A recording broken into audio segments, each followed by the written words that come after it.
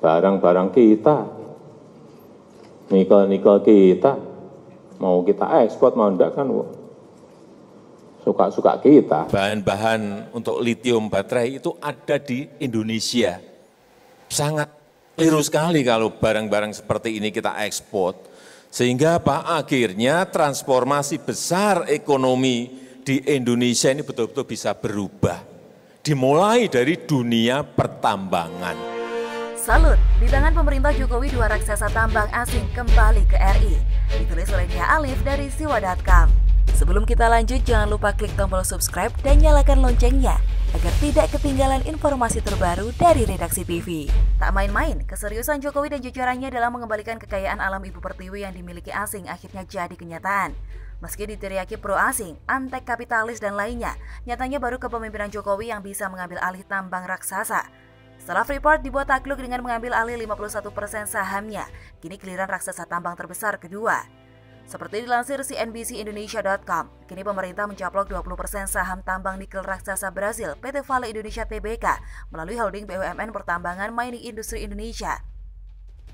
Dengan akuisisi tersebut, 2 perusahaan tambang raksasa asing yang beroperasi di Indonesia kini sudah di tangan Ibu Pertiwi kembali. Dalam penjualan 20% saham divestasi ini, VCL akan melepas sahamnya sebesar 14,9% dan SMM sebesar 5,1% seharga Rp2.780 per saham atau senilai total Rp5,52 triliun.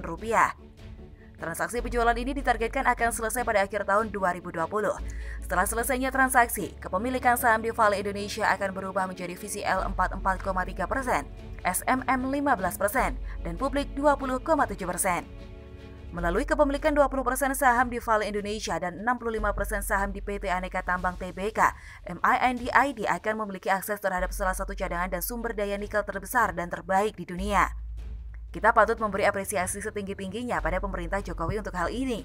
Meski dalam keadaan negara yang tak stabil akibat pandemi corona, tapi optimisme membawa kemajuan untuk Indonesia tetap dijalankan. Kata kuncinya pada kepemilikan nikel yang akan mengubah Indonesia sebagai negara maju. Seperti diketahui, belakangan isu mobil listrik di masa depan sudah lama digaungkan. Nikel sebagai bahan baku baterai tentu memiliki nilai ekonomis tinggi. Hal inilah yang jadi landasan pemerintah mengambil raksasa tambang seperti yang diutarakan Erick Thohir. Sebelumnya dilansir dari kumparan.com, Menteri BUMN Erick Thohir mengatakan langkah pemerintah sesuai dengan mandat MINDID untuk mengelola cadangan mineral strategis Indonesia dan mendorong hilirisasi industri pertambangan nasional. Kita berhasil menambah lagi kepemilikan negara di sektor pertambangan. Indonesia merupakan salah satu produsen nikel terbesar di dunia, sehingga transaksi saham PT VI ini menjadi bagian penting dalam rencana pengembangan industri baterai untuk mobil listrik. Nikel memiliki potensi tinggi pada masa depan seiring pesatnya tren kendaraan listrik di dunia, kata Erick Thohir dalam keterangan resmi Sabtu 20 Juni. Erick menegaskan, transaksi ini menggambarkan komitmen pemerintah Indonesia dalam memastikan lingkungan yang ramah bisnis serta pengembangan strategis jangka panjang dari industri pertambangan Indonesia. Kemitraan MINDID dengan PT Vale Indonesia ini juga membuktikan kepercayaan bagi perusahaan pertambangan global terhadap peluang pasar di Indonesia. Dengan berita baik ini, tak heran jika Jokowi ramai diberitakan hingga dijadikan cover berbagai media asing. Kekaguman mereka pada sosoknya tentunya berbekal bukti kerja nyatanya untuk memajukan Indonesia. Di tangan Jokowi, Indonesia yang dikenal sebagai negara berkembang dan bergantung pada asing, kini mulai membalikkan keadaan. Bagi rakyat biasa, ini merupakan berita gembira karena anak cucu kelak akan memiliki masa depan cerah. Tapi bagi mereka yang bisnisnya terganggu tentu akan jadi kabar buruk. Indonesia dikenal sebagai sarang mafia dan koruptor. Tentu tak mudah bagi seorang Jokowi membabat mereka semua. Melalui kepercayaan yang diberikan pada orang-orang seperti Erick Thohir, Sri Mulyani, Ahok, Basuki Hadimulyo, impian Jokowi memajukan Indonesia hampir menjadi nyata. Tinggal rakyatnya saja mau percaya pada pemerintah Jokowi atau ikut barisan sakit hati yang bisnisnya terganggu.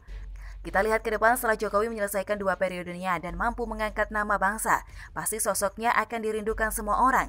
Bagi pendukungnya yang selalu menghargai usahanya tentu akan merasa kehilangan. Tapi bagi kelompok lain yang membenci tidak ikut merasakan senang, karena akan ada suatu saat rasa penyesalan.